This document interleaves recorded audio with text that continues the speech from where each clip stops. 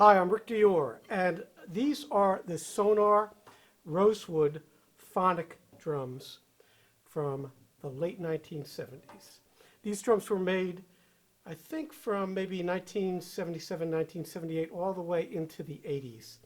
And this is a very early kit. So this is a kit I got in New York City years ago. Someone told me they belonged to Ed Blackwell. I don't know how much I believe that because I bought them in the 80s, and I know they were earlier, the early ones, because you could tell by the badge and everything. So I don't know how much truth is to that, because I love Ed Blackwell, and that's one of the reasons I bought him. But looking back, I'm not sure that I wasn't being, kind of jostled there. But anyway, I bought them. I loved them. I used them for a long time in the city. It was one of my gigging kits. When I moved to North Carolina, I used them for the first 5 or 6 years there. And then I retired them because they were so heavy to bring around. And then they started getting some dents, and sound guys would drop mics on them and do all kinds of things. I said, you know what?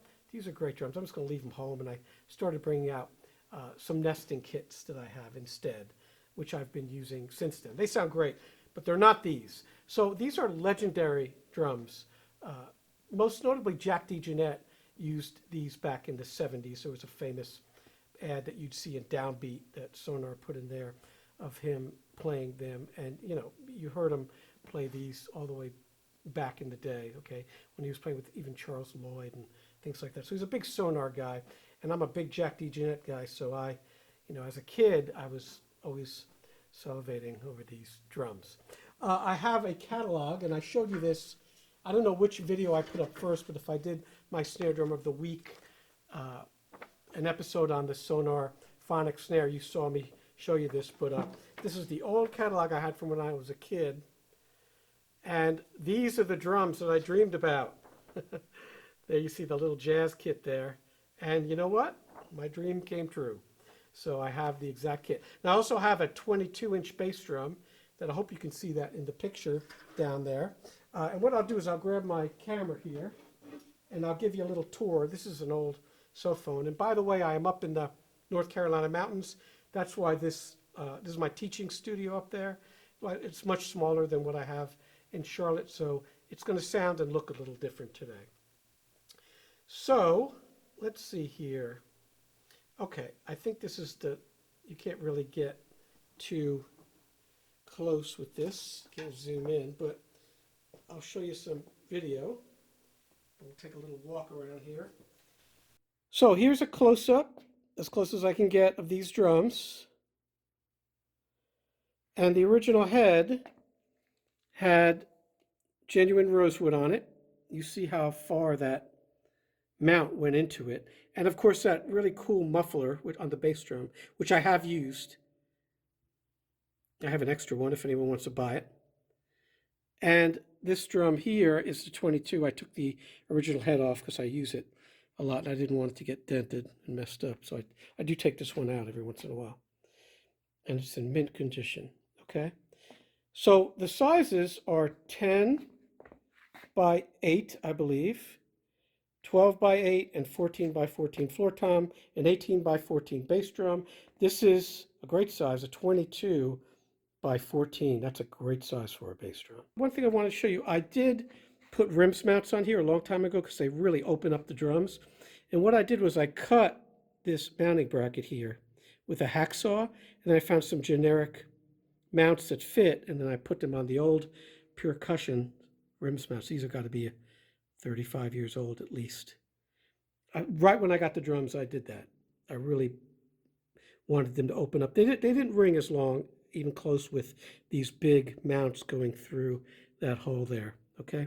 So I did this on these toms here, and you see the mounting system. It's not great, but it works, and it's solid.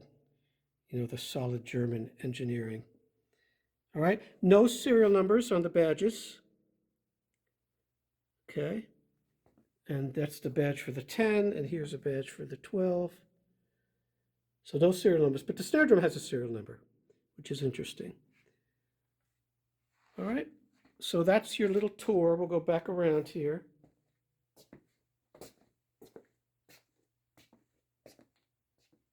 And you see the muffler the felt there. And this is from the front. Now, on headwise, I use coated ambassadors, but on the floor tom, I prefer a fiber skin. I know that's weird, but it sounds better. So these drums are very easy to tune up, and it's a beautiful, turn this off, it's a beautiful melodic tuning that you can get on these drums.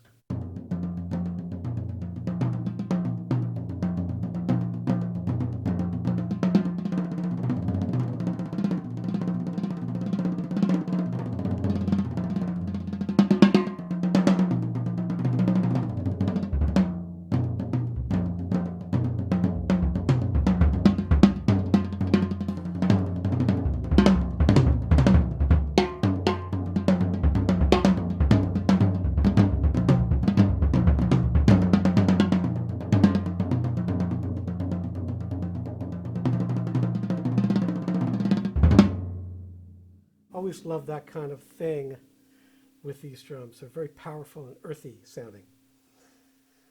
So I'll play a little. If you have any questions on this kit, you can let me know. I'm not going to set up the 22. Just take my word for it. If you think this thing's deep, this bass drum, which it is, that thing's 10 times as deep. It's a loud, loud bass drum. Maybe I'll do a video sometime with this kit, but I got to teach about a half hour here, so I'm not going to have time to switch it up.